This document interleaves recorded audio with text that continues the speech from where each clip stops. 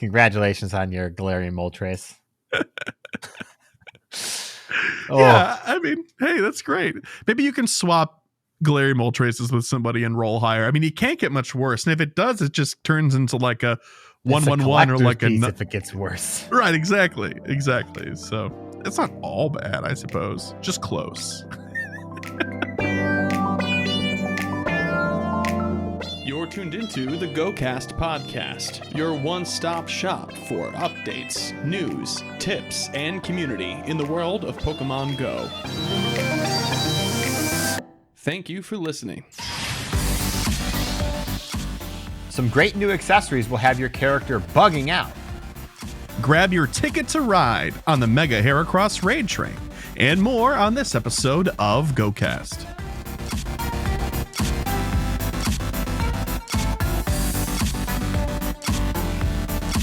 Hello and welcome to the GOCast podcast, episode 277.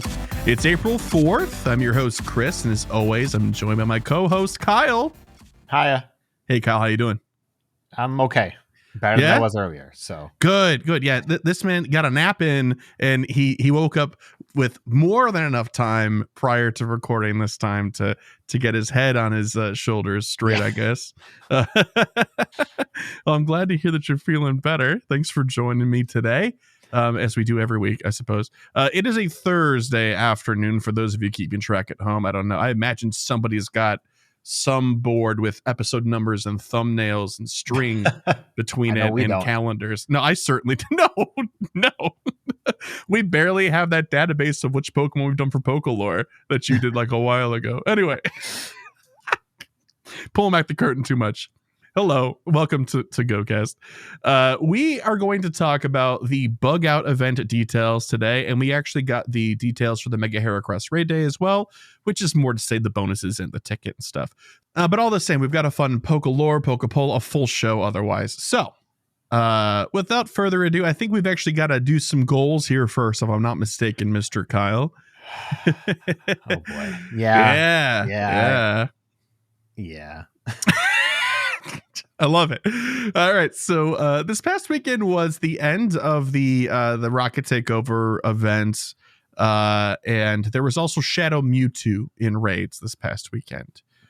So Mr. Kyle, for yourself, you set some goals. You set, was this 5 goals? Yeah, 5 goals total. You wanted to get the Platinum Mega Badge. Did you manage to Mega Gengar 100 times this week? I did, yes. Wow, really? Yes. Really? Okay. I still have like 6,200 Mega Gengar energy, so it's okay. Oh my god! Yeah, no, you shared your apprehension about the goals section before we got started today, and I thought for sure that was the one that you unfortunately not. Oh, geez. Okay. Daily gifting? No. I just completely missed one day. Just like didn't open the friend menu at all. Yeah. So yeah, at least one day I completely missed. So that's nope. That's all right. I've been falling off too. I've still been opening a decent amount of gifts, as people on my friends list can attest. But okay, yeah. All right. Well, maybe I need to get back on the saddle then. I was going to say we could both get back on together, but it sounds like you're still at least doing half the job. Yes. Complete the Zarude research. Did you manage to do that? No, I didn't. What do you have left? Not gonna lie. I don't even remember. Hang on. Are you on step 4? I just totally forgot about this one. I was doing other stuff. So understood. Let's double check where I'm at. Hang on. Go's got to open up. Okay. I really should just have Go open for this show, huh? Yeah, I mean, like when we start at least. I mean, like when we're setting goals. I still have to power up a grass type. What step is that? 3? Yeah. Okay, well, at least you're on step 3 and not like step 2 or something. That would be kind of embarrassing. Yeah. I'll power up a grass type. My man. Good job. And then 300,000 experience. I did do that. Yeah. I got 2 million experience this week. I'm sure that was helped along by that April Fool's event that we got. I may or may not have gotten a day off of work to go catch a bunch of Pokemon in the middle of the day for like 4 hours. It was great. Very nice. Yeah, we're not going to cover the April Fool's event proper because it showed up and then has been gone already. But suffice to say, one of the primary parts of it was that any throw that was a nice, great, or excellent would count as an excellent, in addition to the benefits that come with making that throw, so the increased experience and all that sort of stuff. Yeah, so with a lucky egg and some good catching, I caught like 600 Pokemon over 4 hours, which is not like a crazy amount of Pokemon. I don't have great spawns around here, but it was great. And also, have to throw in, I did manage to get a shiny Spinda during that time too. Yeah, buddy. And one of the features for April Fools was a lot of Spinda research tasks. So very excited about that. That was awesome. Yeah, that's not a shiny Bulbasaur, but we don't need to talk about that. That's rad though. All the same, good for the Spinda. It's worth the sacrifice of also catching the shiny Bulbasaur to get that Spinda. Let me just say. So good on you for that 300,000 experience points. What about 3 sets of Great League GPL? I didn't do that. No GBL. I will carry that one over, having not done it, because I said that I would. Yeah. I even made the team I was going to use that was just super meta and boring, but so we'll see. Very nice. Very, very nice. Cool. So 3 out of 5 for you. That's really not that bad, man. It's only 2 out of 5.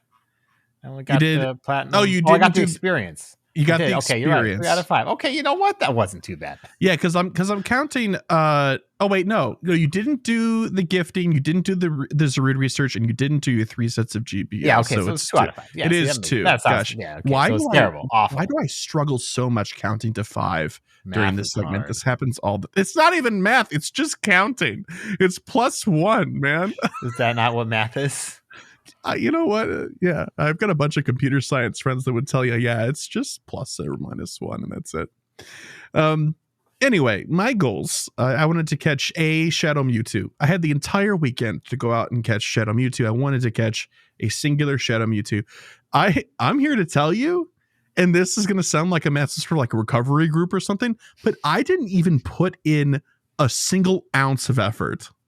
And I don't feel like bad about it or anything. Am I reformed? Is that what's happening?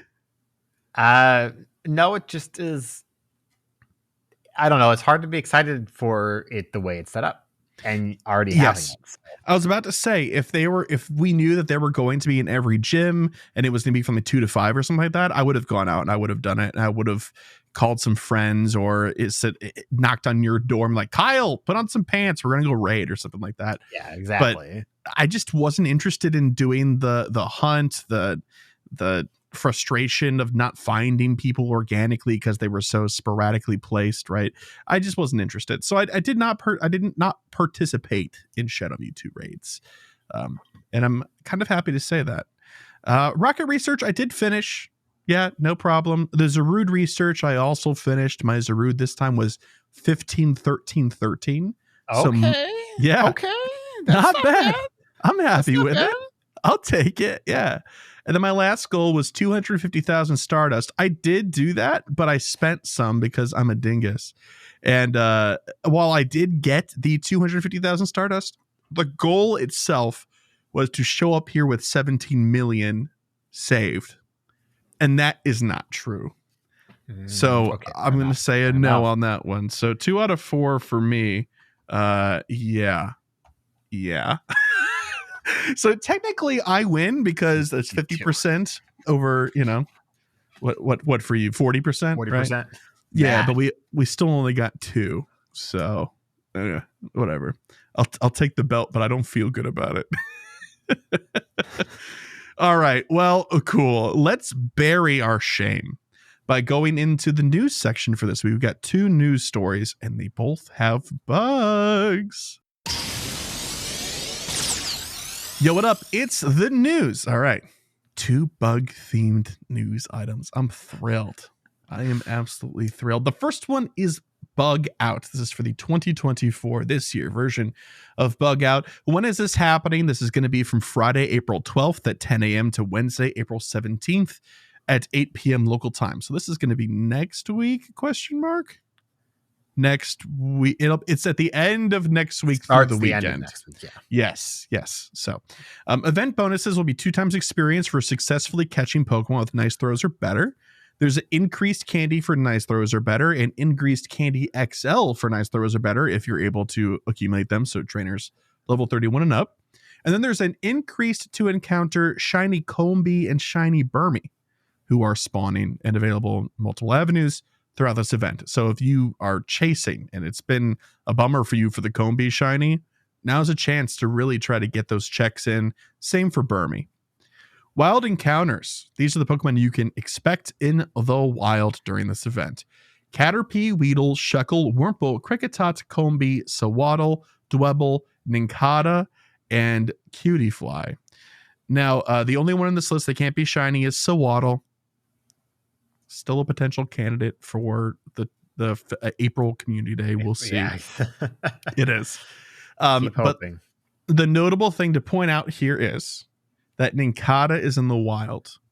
Now, you can shiny hunt it. That's great and all that stuff, but it's rare to see Nincada at all. Mhm. So make sure you take advantage of it. Don't miss out.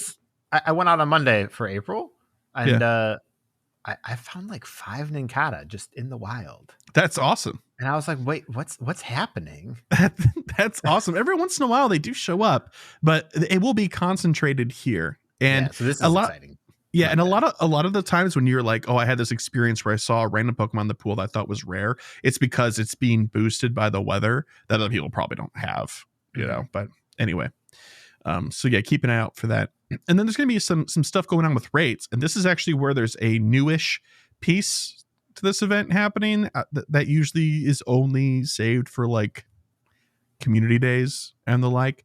Once 2 or more trainers successfully complete an in-person raid, more Pokemon will appear around the gym that hosted the raid for 15 minutes. So that's kind of cool. So if you're in a rural area and you don't have a lot of spawns and you do a raid and your buddy does a raid with you, you can get more spawns to show up for a while. That's pretty neat. 1-star raids, though, will feature Pineco, Shuckle, Nincada, and Skorupi, all of which can be shiny. 3-star raids will feature the likes of Beedrill, Pinsir, and Kleavor.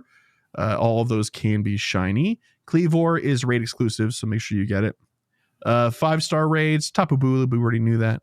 Mega raids will feature Mega Charizard X until April 13th at 10 a.m. And then it will be your boy, Mega Heracross, who we'll talk more about in just a little bit here.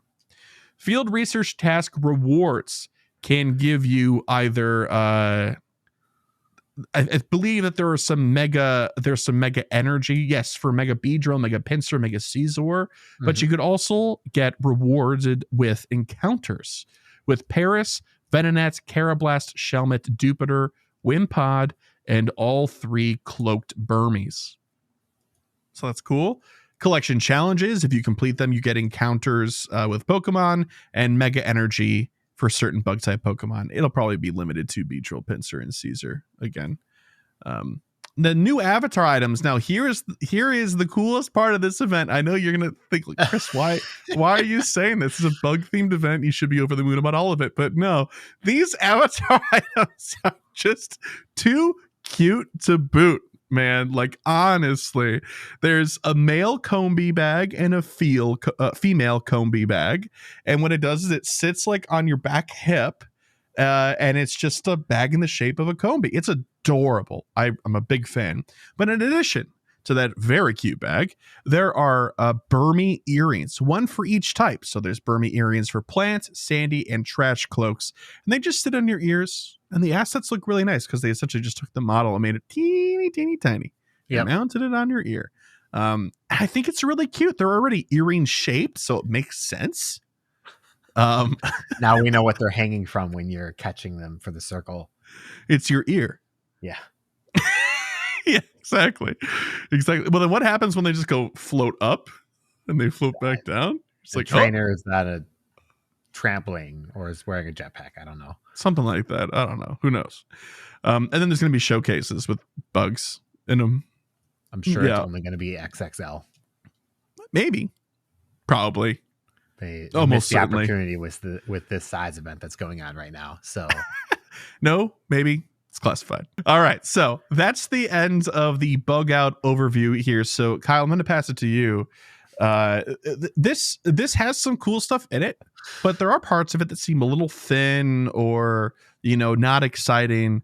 So I'm curious what your thoughts are. Is there something here that you're like, whoa, awesome? Or are you like, where is X or Y? Why isn't here?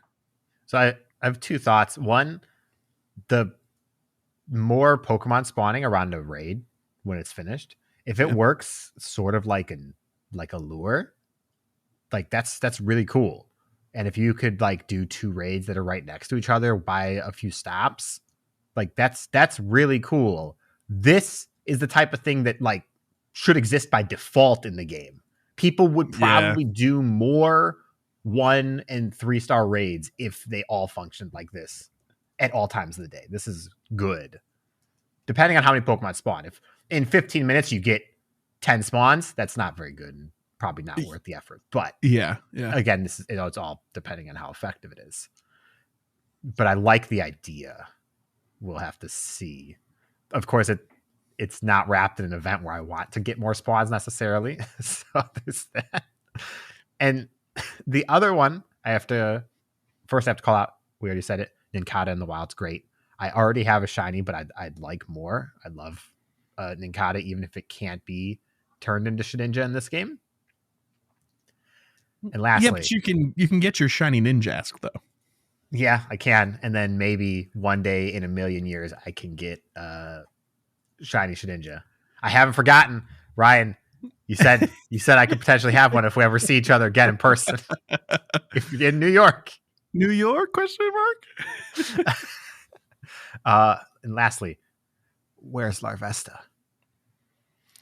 Where's Larvesta? Where is Larvesta? Put on a wellness check. Yeah. Well, okay. To be fair, they didn't even touch eggs for the entire event. There was no section on eggs.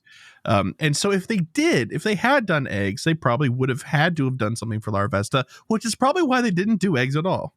They could have just said you have an increased chance of getting Larvesta from eggs. That's it all could have been 1%. You're right. It could have been 1%. Yeah, it's like, I mean, well, yeah. Just I don't know. Larvesta is the premier bug type Pokemon in the game.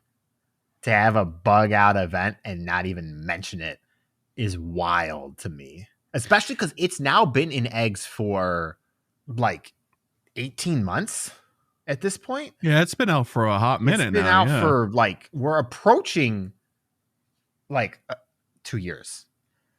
The way I'm remembering it is Carlo got a hundo Larvesta from a trade with Tyler. And but that was at our meetup in Chicago last year. Exactly. In May. Which was in May. Okay, so that was about a year, a little less than a year ago. But it had been out for a while because people had to hatch it at that point. Yeah. So like what, February of last year? So 14 months? I'm going to say, a year and some change. Yeah, absolutely. I'm sure we could look it up, but there's so much more fun to speculate. And because somebody else knows the answer and they're upset at us for not knowing it right now. That's okay. That's an email or a voicemail. We're just generating content here, right? That's yeah. I'm curious, how many Larvesta have you hatched? I looked it up. This is sad. It's been almost exactly a year. It came out on my birthday. Oh, happy birthday! On my birthday last year. How many have I hatched? I want to say 3. Let's go check. 3? Yeah. You hatch more eggs than that. No, I do not. What is this? Okay, maybe you don't. Unova, right? Yeah, or just search Larvesta in your Pokemon inventory and then go to the Pokedex. Might not have kept all of them. You go to Pokedex from that. Oh, fair enough. 6. Yeah. 6? See, double what you thought. I knew 3 was too low. I've done 18, which seems low for me. I have kept all 6. My man, good for you. Good for you. Hey, next time we see each other, we should do some swaps. Oh, I've got one of the. I think I showed you this one. I got a 10-10-10. 10-10-10. Let's go. And an 11-11-11. Oh, we love don't that. like me. It's because you don't like eggs, and they only live in eggs. So it's been a year. Okay. It's been a year. All right. Well, thank you for clarifying in particular. That's great. And being particular, rather.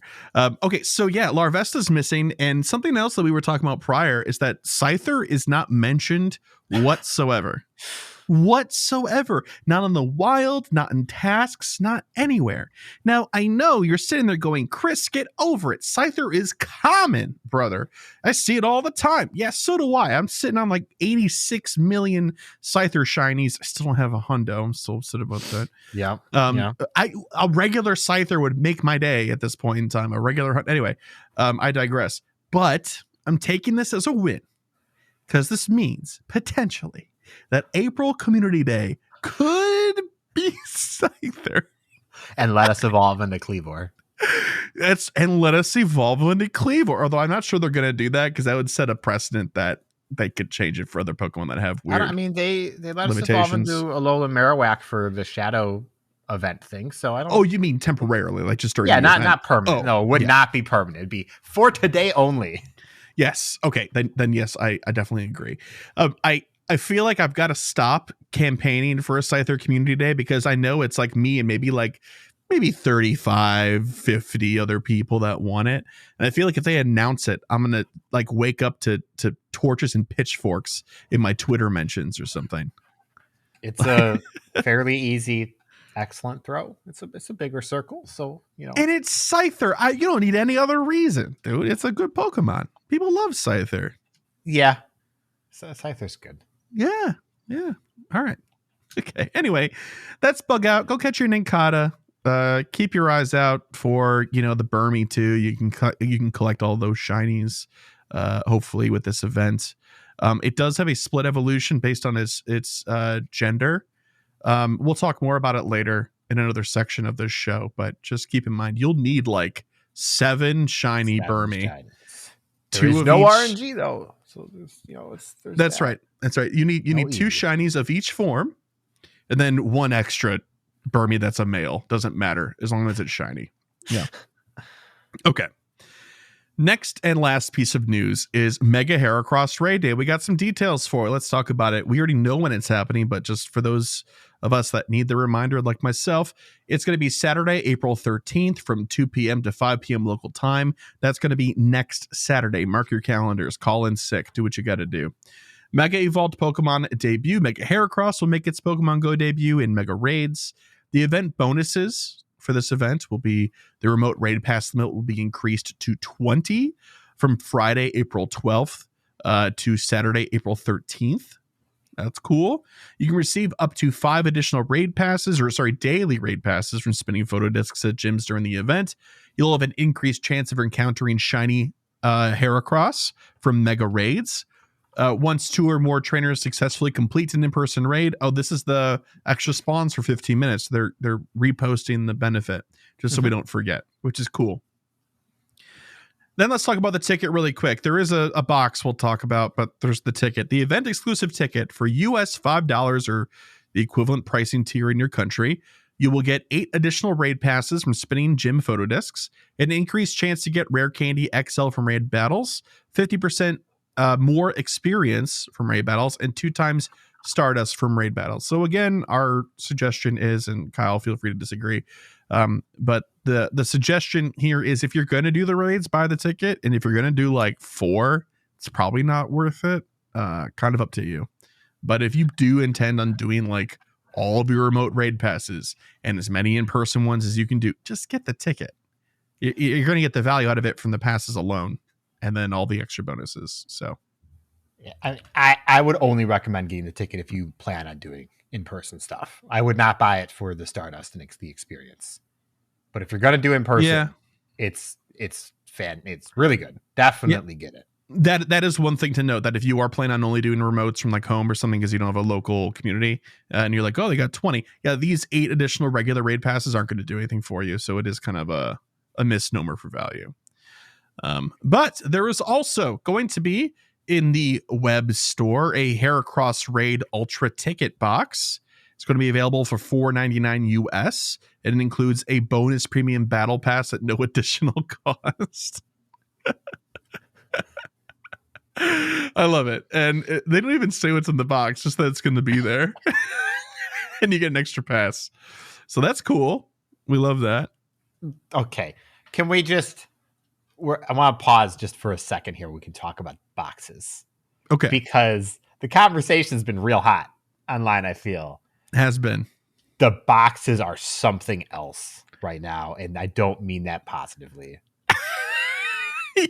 You don't want to spend 7,000 coins on 100 regular battle. I'm not even going to get there yet. There's one box in particular that's floating around that's 495 coins for a star piece and a lucky egg.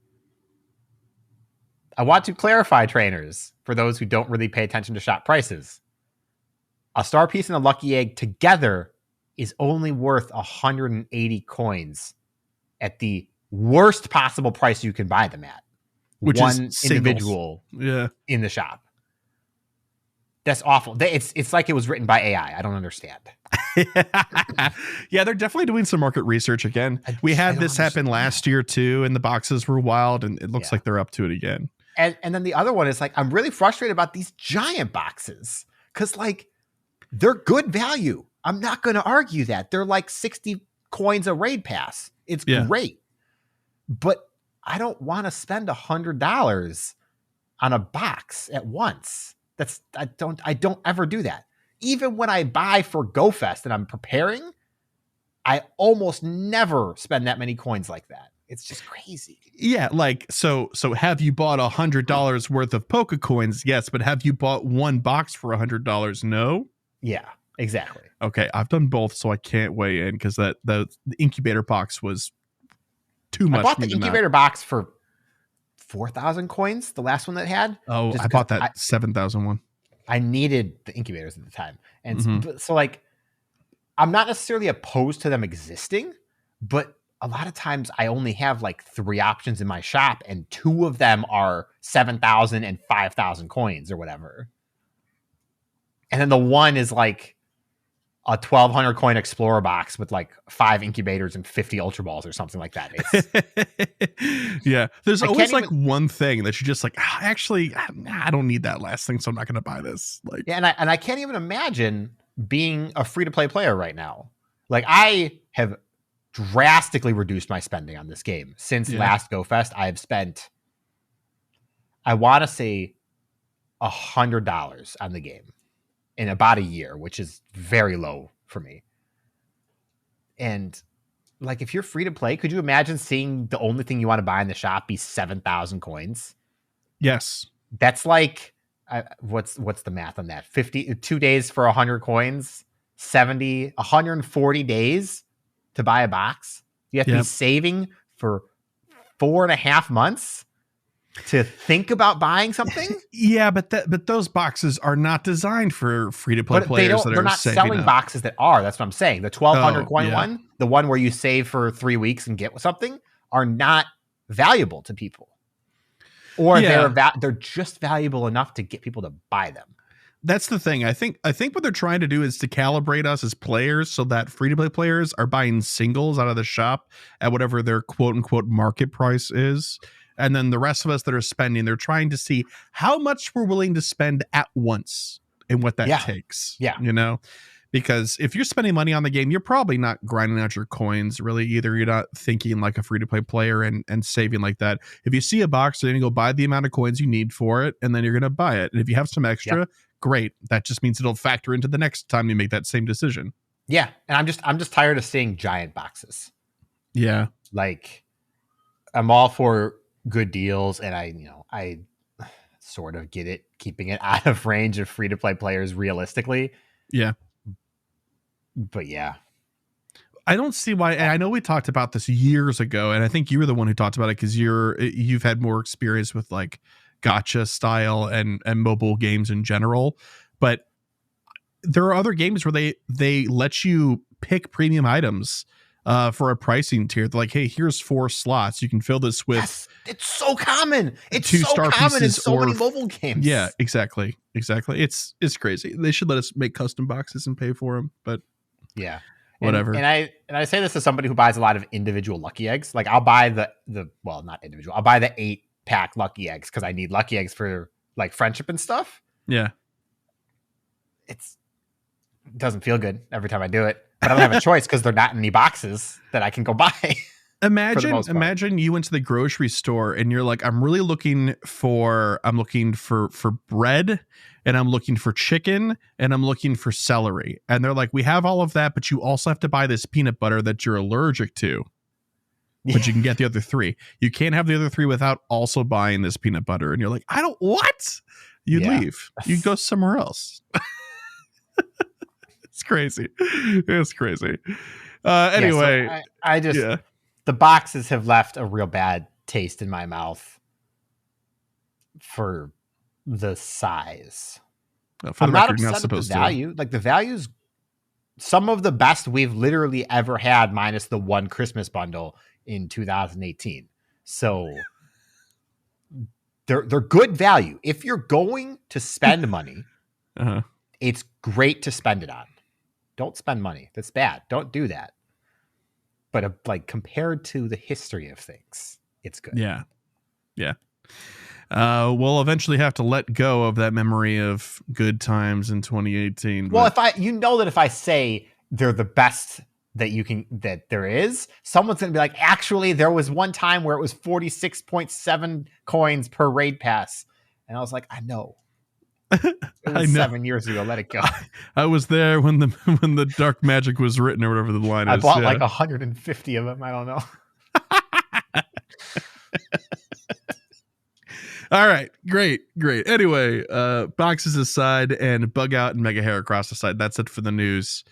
We hope y'all have some good luck with actually right now, it's the big and small event. So good luck on your Whalmer if you're hearing this and the event is still live. So hopefully you can get some good Satattles, even if it can't be shiny.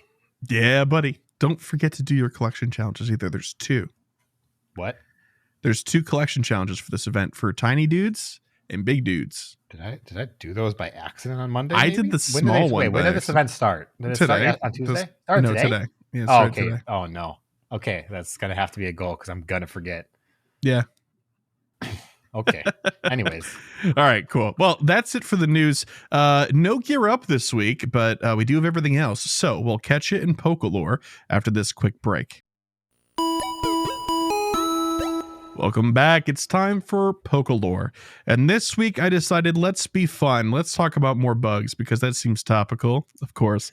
We're going to be talking about Burmy and Wormadam, the bagworm Pokemon, and Mothim, the moth Pokemon. Starting with Burmy. Of course, Burmy is a small larval Pokemon with a black segmented body and a coiled antenna on top of its head. It has a beak-like mouth and yellow eyes. Burmy has 6 stubby legs. The first 2 pairs are black, and the back pair is yellow. There are also 2 white spots on its cheeks. However, Burmy's legs and cheek spots are only visible on a Burmy without a cloak. Burmy has 3 forms. Have you seen a picture of a Burmy without a cloak? I have, from like the anime or whatever. It's cute. Yeah. It's not cute. It's very strange. I think it's cute in a strange way, I suppose. Burmy has 3 forms: Plant Cloak, Sandy Cloak, and Trash Cloak. Burmy is normally covered by a cloak, with 3 known variants that consist of either twigs and leaves, sand and mud bound by its own silk, or dust and garbage, resembling pink building insulation. It will not hesitate to collect nearby materials to construct a new cloak if the old one breaks or falls off.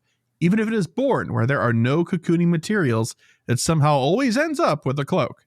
The cloak protects it from the cold and will become thinner when the weather is hot. It sheds. Cute. Next up is Wormadam. Wormadam is a black bagworm-like Pokemon with a coat of plants, sand, or garbage, the last of which resembles building insulation. It has oval eyes, a long pointed beak, and a long antenna with a coiled tip. The beak is tipped with varying colors depending on the cloak. The cloak they switch from cloak to coat here. So I guess I'm gonna follow suit. The coat forms a pair of arm-like structures near the Pokemon's head. It is a female-only species with Mothim as its male counterpart. Wormadam has 3 separate forms.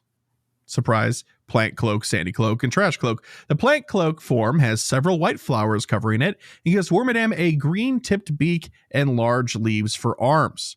It will be dotted with reddish-brown rocks and have chains of pebbles for arms and a brown-tipped beak if it has the Sandy Cloak. When covered by the Trash Cloak, it has a pink-tipped beak and long, dark pink ribbons for arms. Wormadam that evolve on cold days are said to form thicker cloaks. Unlike Burmy, Wormadam's cloak is part of its body, with the fusion being suspected to have been caused by the energy generated by its evolution.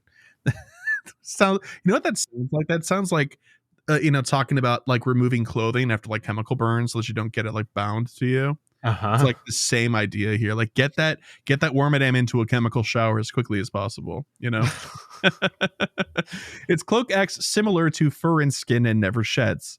Sandy Cloak Wormadam's cloak is an effective defense, capable of repelling a Starly's pecking with ease, whereas Trash Cloak Wormadam uses his cloak as camouflage, as it helps to hide from predators. But I like how they imply that the Trash Cloak is somehow weaker, even though it's I'm more focused on the fact that, first off, the trash is pink, which I've still never come to terms with. Well, they said it's supposed to be like building insulation. But it's not a very effective camouflage is what I'm trying to say. Oh, well, yeah, it looks like trash, What? No, hang on. No. Where is Burmy found in its first game? Where I need to find this out now. Hang on. Where can you find this dang Pokemon? It's probably in a forest or an early route, mid route. Where is the info? Game locations. Early route. So it's like route 205. So there's no excuse for this to be pink. I don't understand. Well, I mean, I like how they went with the whole building insulation thing. It's cool that it's using that as nesting materials, right? No, see, that would be a great reasoning if we found it in a construction site. If you found it like you find Voltorbs, that'd be a great little bit of like lore to the. Yeah, but like, what if it was born in somebody's attic and then left? Brought its cloak fine, with it. But that's why if you want to give it that kind of history, it can't be a type of Pokemon that spawns in 15 different routes in the game. That's all I'm saying. Yeah. All right. That's all I'm saying. Point taken. We'll finish this because I'll talk. It's a funny conversation. But anyway, you'll like Mothim more because it makes more sense. It's very straightforward. It loses its individuality. We love that. Mothim is a moth-like Pokemon with two pairs of wings, one pair larger than the other is. The wings are primarily tan with an orange oval marking on each. The tips of the wings split into small orange spheres. There are 3 on the larger pair and 2 on the smaller pair. Mothim spreads steel-covered scales whenever it flaps its wings. Mothim's head has orange semicircular eyes with gray-orange tipped antennae running along the edges before extending and widening at the top. Its body is black with a patch of orange on the underside and a gray stripe down its back. It also has 4 gray legs and a small black tail that splits into 2 squares. Mothim is a nomadic, nocturnal Pokemon that always remains on the move, searching for flower, honey, and nectar. It has also often been seen traveling in fields and mountains. Despite its diet, Mothim is never seen near any flower gardens. This is because instead of gathering honey on its own, Mothim raids the hives of comb bee for honey. Nice. It is a male-only species with Wormadam as its female counterpart. Okay, so stats. I'm only going to share with you the Trash Cloak Wormadam stats. Now, Plant Cloak and Sandy Cloak Wormadam, and then obviously Mothim, have different stats than Trash Cloak Wormadam. But we're going to talk about Trash Cloak Wormadam because it's the only one that has PvP relevance, and none of them have PvE relevance. So here we go. Yep. Max CP for Trash Cloak Wormadam is at 40, 1593, and at 50, 1802. Stats are 155 stamina, 175 defense, and 127 attack. Best moveset, you're going to want to either take Confusion or Bug Bite, depending on what your team will need, with Iron Head and Bug Buzz as your charged moves. Trash Cloak Wormadam has some serious use in Great League. On Game Press, it's rated 3.5 out of 5, and for a bug type, especially like this, that's cool to see. So we'll it's worth that. Noting. I don't think the Pokedex entry said it, but Wormadam has different typing based on its cloaks. Yes, which matters a lot because Trash Cloak gets steel typing, which is very good. It's a very good type to get. Well, it's weird that they indicate that it's somehow less defensive, even though it has the steel type out of the two. Yeah, it's very funny. It's kind of wild. It's very strange. Yeah. So do you have anything else to share about these Pokemon, or are you good with your outrage? I love the biology of the Pokemon. It's really, really good. Yeah. It's really good world building if you were consistent with it. It's the type of description I could see in like wildlife for a Monster Hunter game. Or for like another, like a game where like everything exists in one world. This sounds great.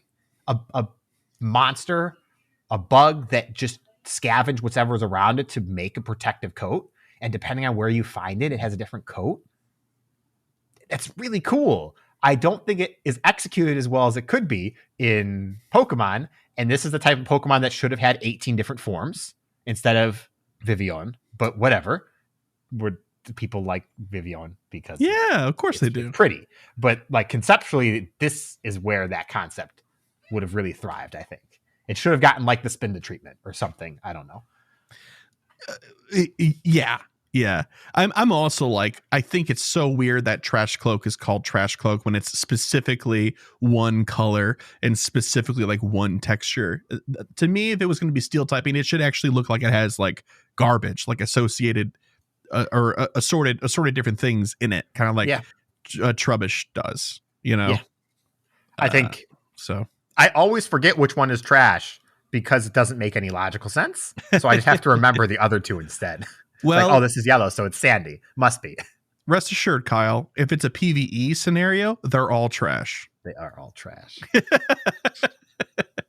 All right. Well, anyway, that's it for Pokélore for this week. Enjoy catching your shiny Burmy. It's a fun little chase to get all the different types. It's cool. Also very hard to see. Pay attention.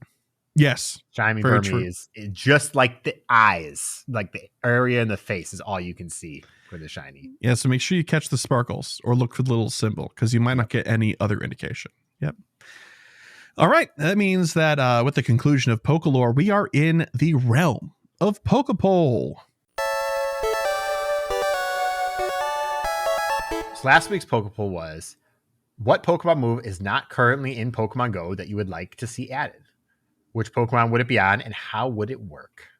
First one's from Pepper is Found. They said, rain dance / sunny day that affects in-game weather. Probably wouldn't affect raids, at least attacking, but it could weather boost incense and route spawns, or take away weather boost for PvP levels.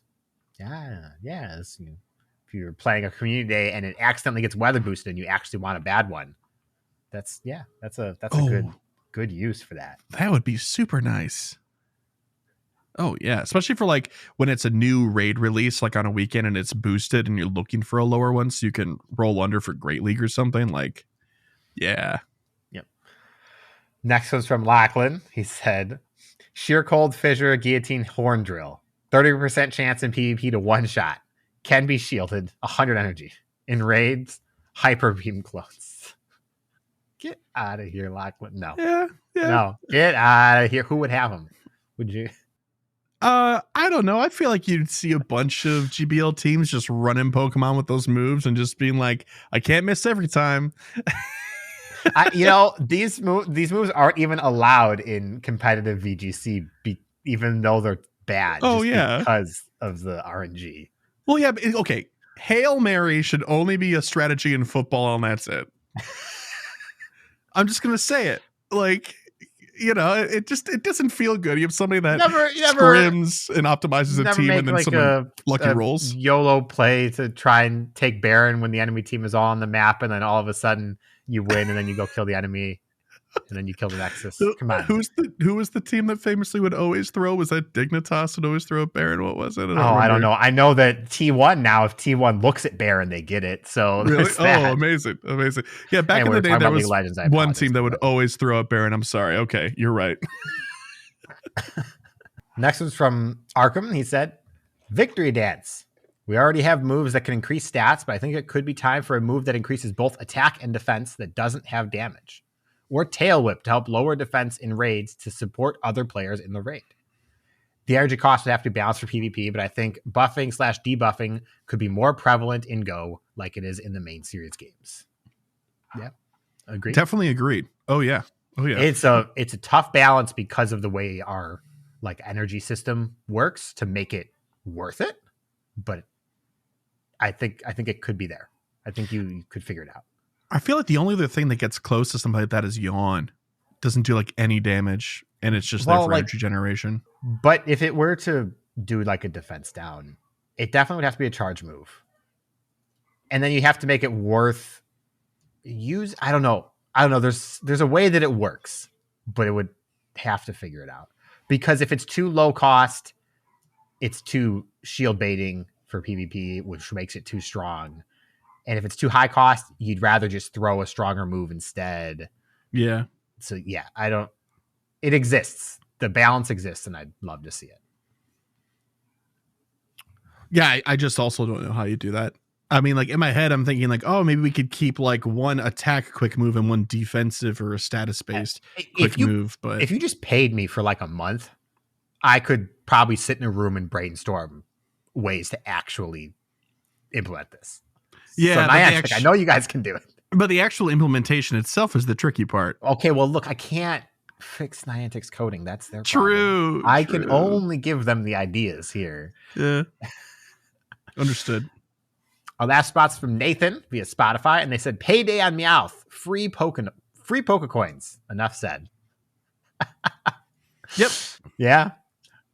Where's the balance? It'll never happen. It'll never happen. What if it was Stardust? It'll never happen. Like, nope. How do you balance it to make it worth it for Stardust? I think when it comes to Payday, they just never include it. I mean, obviously, but the question is, how would you include it? Maybe it could be like if you use Payday in a competitive battle, maybe you generate one Pokecoin. Make it so that the grind is so ridiculous you would never sit there and grind out the battles with like leaders and stuff, or it only works in GBL or something, and then the move is also hot trash, so nobody would want to use it if they're being competitive. Maybe that. It'd be pretty cool if, like, I don't know, maybe you did a raid and you used Payday like 10 times in the raid. You got more Stardust when you finish the raid. That'd be cool, but then people would be so mad at everybody trying to bring Meowths to the raid. I know, it's why it doesn't work, but it's the idea. We're working on it. Anyway. Imagine loading into like a 20-man raid and there's like 15 Meowths and you lose because of it. Hey, I mean, we did a Kyogre with 20 tall boys. Yeah, but it's super effective. And I know, but I bet you could do something with 20 Meows and be fine. True. Yeah, that Kyogre raid is one of my favorite raiding memories of all time. It was great. Tall boys just bonk. So good. All right. So this week's PokéPoll is, what real life animal or object deserves to have a Pokemon designed after it? What would it be like? All right. I have an answer for this one. Please. I was speculating years ago before we got Legends Arceus about a normal ghost type. That would be a book. It'd be a possessed book, and it fits so good for the concept of normal and ghost. I want it, and we don't have any books. Like, it's a good idea. Yeah, we don't really have books, do we? Nothing in that. No inanimate objects in that capacity. No books. No tables. No chairs.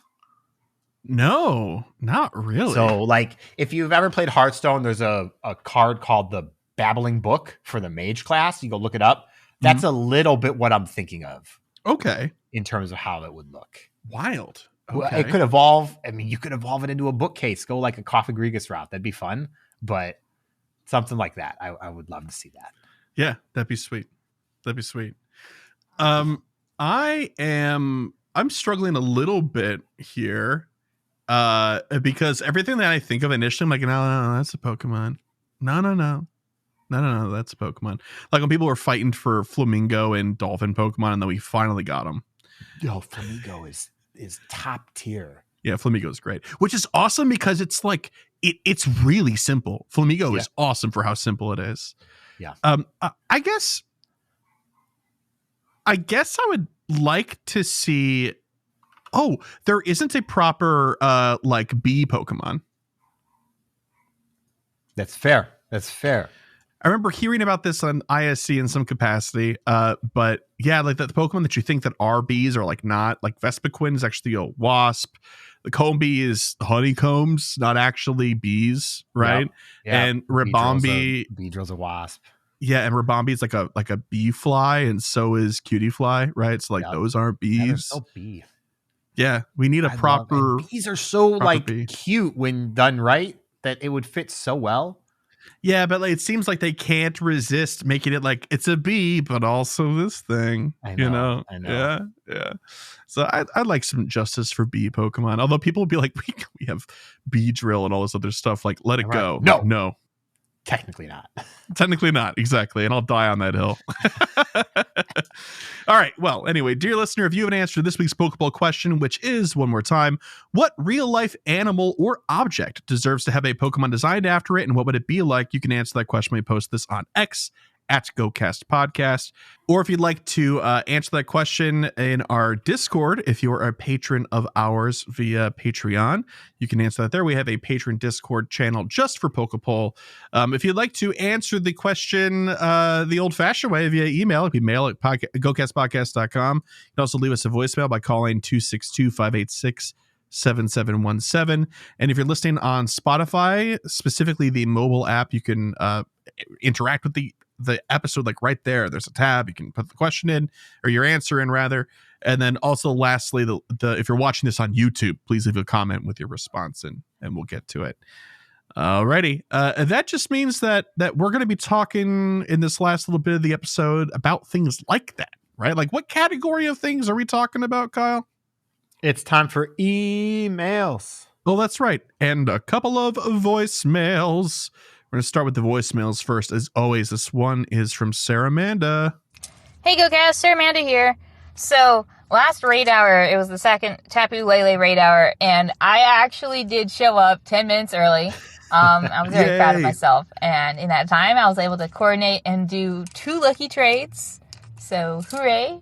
One of those people was somebody I knew would be there, and the other person was a total surprise. Hadn't seen him in literally months, so that was cool. I was not sure if there was really any point in going to that raid hour because my 2 Monster Hunter buddies, they were both like, we're not coming for reasons X and Y. And so I was like, what's the point in living life? But I went anyway. So I did trades. And there were also some new people who came. I guess they had, done Mewtwo raid weekend indicator. And they were like, oh, we'll come back for this raid hour thing. So it was cool being able to see these new faces. And they were also low-level accounts. So it's like, oh, it's so cute. You're only level 20-something. Anyway. So one of them, she had come out for Saturday Mewtwo raids, and I didn't see her. I was only out for Sunday. And it was interesting hearing her experience because she was like, everyone was standing far apart and nobody was talking to each other and everyone was just staring at their phones and moving quietly from raid to raid. And she was like, is this normal? And yeah, so like, I mean, I get it, me like when we're in the zone, and also there was apparently like only 2 raids in the morning, so it was pretty straightforward and pretty obvious what to do if you've done this ever before, but I could understand it would seem very weird to a first timer, so I'm glad she came back out again. I think she had more fun the second time. We chatted a bit more. It wasn't just me that was chatting, there were other people chatting too. We were gossiping about some of the other people. Anyway, yeah. That's all. I'm working on it. I'm showing up 10 minutes early. I'm going to try it again next week. Mostly because I'm also trying to figure out this community ambassador campfire check-in thing. And so I'm like, I guess I better show up early to be sure there's time to try this out and see how it works. Anyway, that's all. Peace. Sarah Amanda. Yeah, buddy. All right, so that's something to mention as well, is that there's this new initiative, and this started with the last community day, that if you check in via Campfire to an official community ambassador ran meetup, you get the event ticket for free for the community day. Yeah, I mean, I've heard that's a thing. I heard Steve talk about it, and it's super effective. I also heard that he checked in and didn't get anything, and he has no idea what he was supposed to be doing, but he said he checked in, so... Oh, okay. Yeah. So Lachlan confirmed that it was working for people by him. So I'm hoping that's very cool. That's the case. Also, I believe really quick, congratulations to Sarah Amanda, who was added as a community ambassador, which is actually really difficult. Forgive me if I have that wrong, but that's I believe I have good information on this. Congratulations. It's no small feat, apparently. Yeah, that's awesome. So on that topic, the park that I regularly play community days at had a new stop. The last time I was there, I didn't mention it because I think we had the season update, so we didn't talk about that community day. But okay, there was a stop that said that community manager or community ambassador hosts events here, and it was a stop, had a picture of community ambassador program or whatever, and I'm like, and it said check campfire or whatever. I'm like, oh, that's really cool. I will have to do that next time because I'm busy. So you didn't? I did not. I was too busy trying to get as many excellent throws on Lytton as I possibly could. Understood. Yeah. But I have noticed that my local Discord is basically dead, which is crazy because it used to have like between 3,000 and 6,000 people in it. So I want to check check Campfire to see if people moved. I think they did, because if I remember correctly, that server had some pretty widespread drama with leadership over a number of years. It did have some problems, and I'm just like, oh man. Yeah. I had like raid call outs. It was really good. So I need to check Campfire. I have not looked at Campfire legitimately in like almost a year. So like once every couple of months I hop in and like reply to like one person or like leave a reaction. And so if you're part of the GOCast campfire, I apologize, but nobody's really kind of at the wheel, but we do pop in and have eyes every once in a while. But yeah. Yep. We ought to really figure out campfire sometime. Should we though? Not much value in campfire for us. I feel like as somebody like myself who is very much like Facebook is the devil, I'll never use it. That like I should learn more about alternatives and be pro them, you know? Okay. I mean, yeah. I don't know. That wasn't good enough for you, but it was good enough that you were like, I'll let him have it. That's fine. I just don't know it's not that Campfire is bad. Like Campfire does have use for people. I don't think it has use for us, at least personally. Maybe not. But anyway, there's that. Thank you very much for the voicemail, Sarah Amanda. We got one more. This one is from Super Flash. Hello, GOCast. It is Super Flash 1087, aka Chuck here. To answer your question of the week, what are you terrible at when playing Pokemon Go? That's how I'm summing it up. I'm going to say getting Pokecoins from gyms. I need them. I can't pay because I'm a child. I'm 11 years old, so I can't pay for the Pokecoins. I have to go to gyms. And I forget to put in my Metal every day. I like my Metal. It is double Iron Bash. But I forget to put it in every day, and I don't get the coins. And I'm like, frick, I forgot the coins. And I need to level up my Pokemon storage and get enough to do raids sometimes, so it gets really frustrating. Anyway, Mudkip vibes by... Oh, by the way, Mudkip is the best Pokemon. Mudkip is a very good Pokemon. Arguments. It's a good pick for your favorite. It is. Yeah. Hey, you know what? You just got to work on remembering to put it in the gym before you leave, I guess. I don't know. Set some reminders on your phone. Yeah, but that would have to, you'd have to be at that gym at the same time every time. No, not to go do it, just to remember to do it. Just a reminder. Hey, put Pokemon in gyms. Just every day. Just have that as a reminder. You may not be at a gym when it goes off, but you're ingraining it in your head to put Pokemon in gyms. Yeah, that's fair enough. Okay. All right. We can categorize that as good advice. Wonderful. Thank you very much for the voicemail, Chuck. Appreciate it. And good luck generating Pokecoins. And Mudkip is great. Not going to argue. We've also got a few emails here. I'm going to take this first one. It's from Bulbaseth.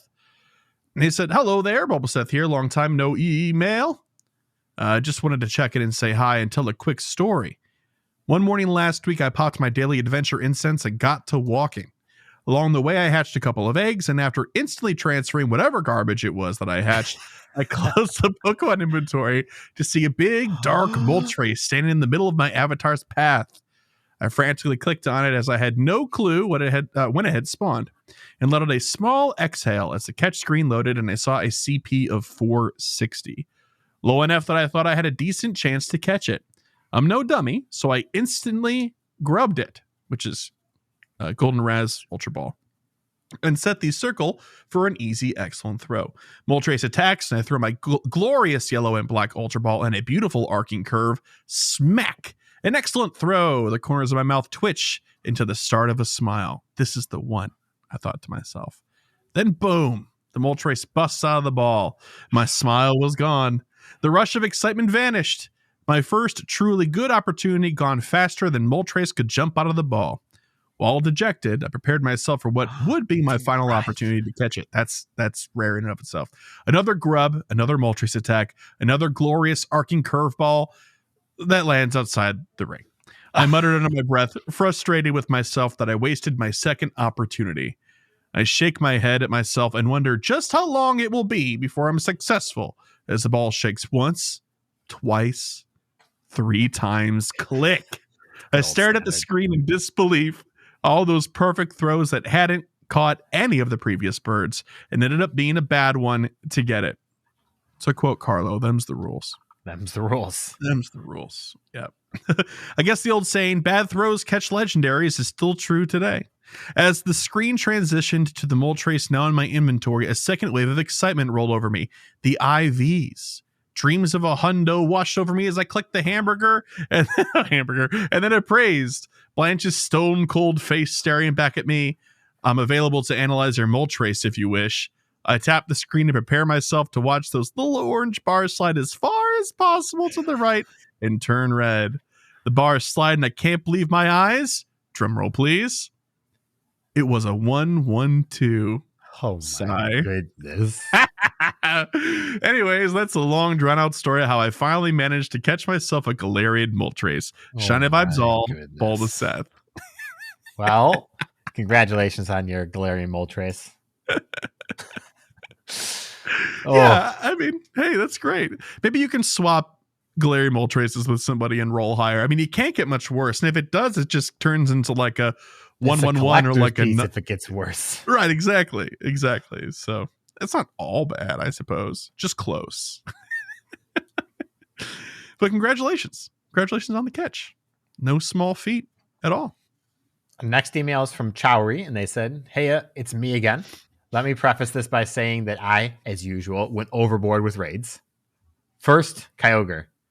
Did my 20 remotes, and later joined a big group down on campus. I walked away with 55 total raids done, and only 1 shiny. Oh my. That's rough. Oh, that's awful. No hundos. I did get enough candy to level 40 my GoFest hundo from last year. And as well as a good chunk of XLs, I'm sure, too. Oh, sure. Good way to level 50 for that hundo. My $8 a Rude was kind of garbage. Blew through the tasks and partied up to give it a few unique names on its information tag before catching it. Nice. It was a 14-10-12. However, it was a dex entry and now sits at level 40. That's not bad. That's not bad. Like, sure, it could be better, but it's pretty good. Yeah, I think 13 and up attack is like cause for happiness. Yeah, I wouldn't be too upset about that one. That's a lot better than someone who gets it to 10-10-10. So yeah. Grout on raid day was about the same as Kyogre, but since it was quad week, our group got more raids done.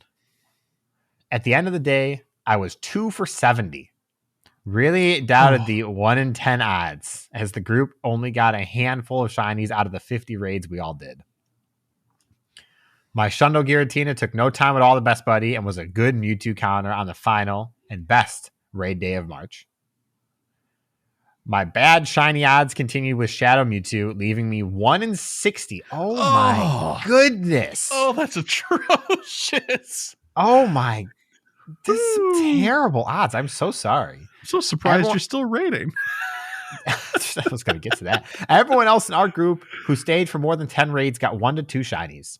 However, my luck had turned around slightly as the only shiny I got turned out to be a 98%. That's pretty great. That's awesome. I immediately maxed it and double moved it, and it's now my new buddy and highest CP Pokemon.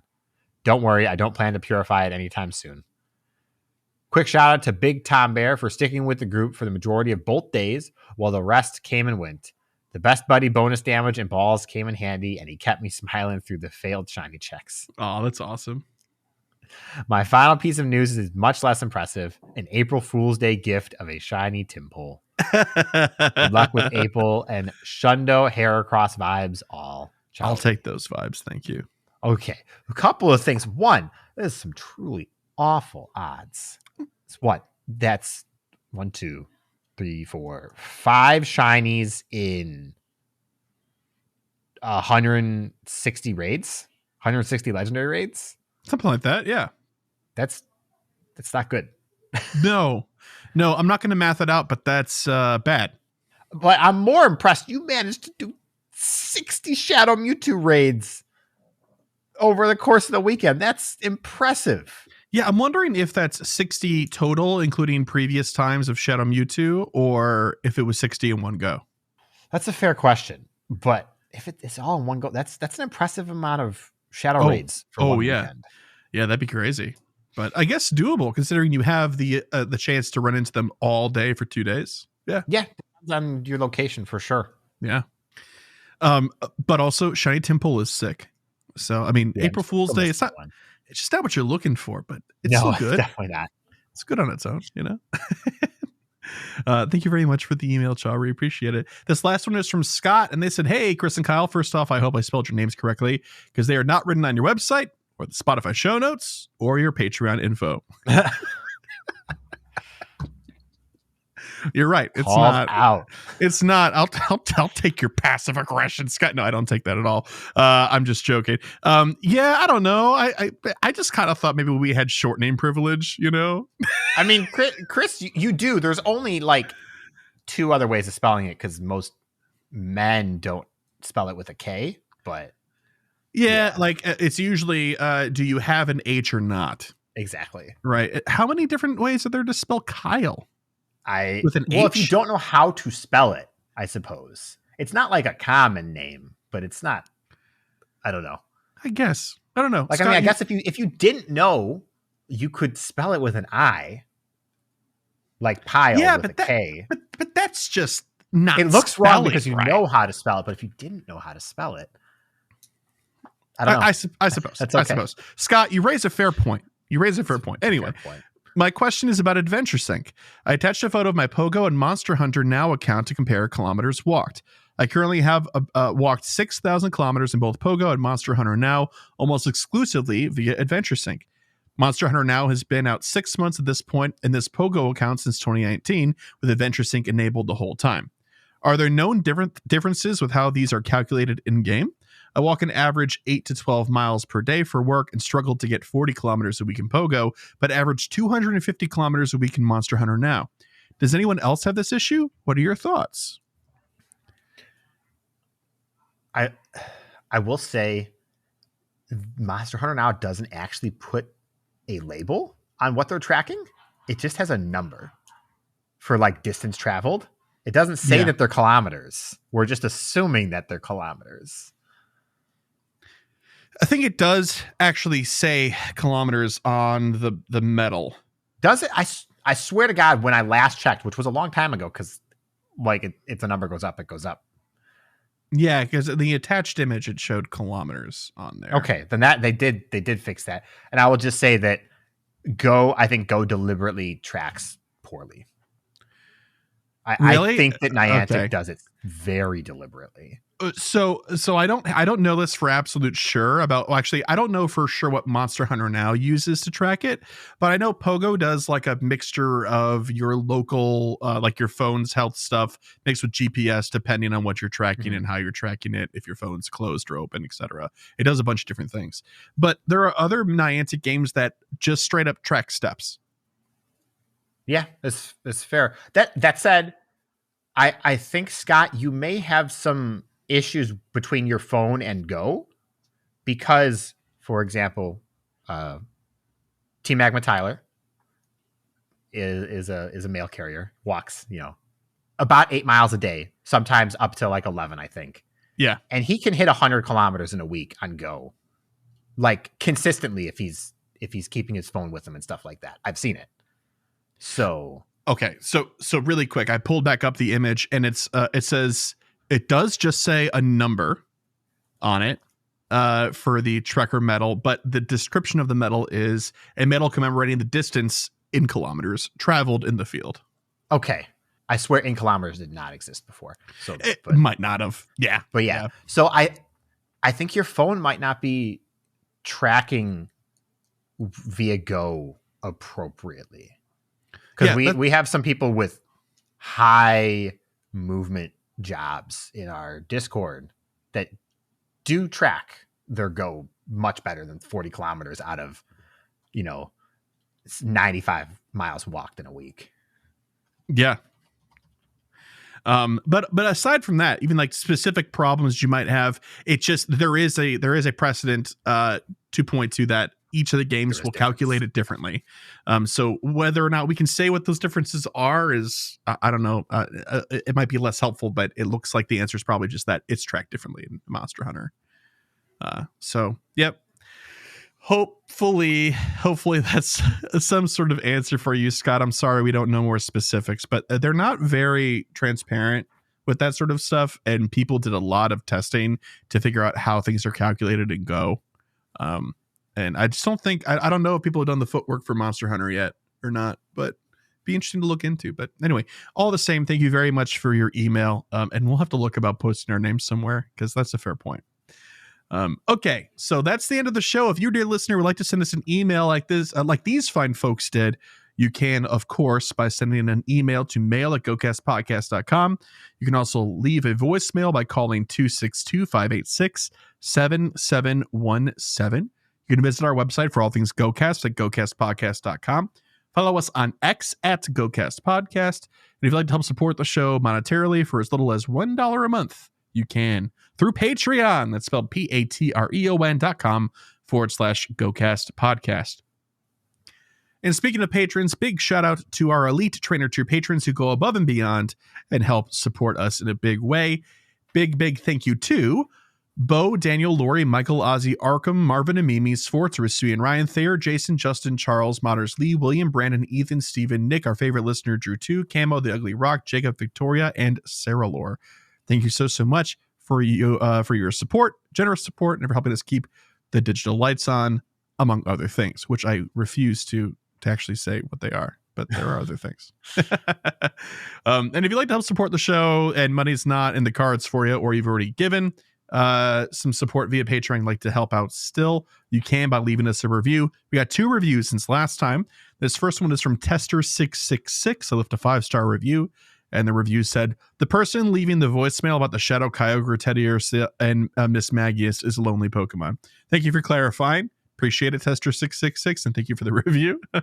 And the second 5-star review we received was from Sand/2000, which is a sick name. That is such a cool name.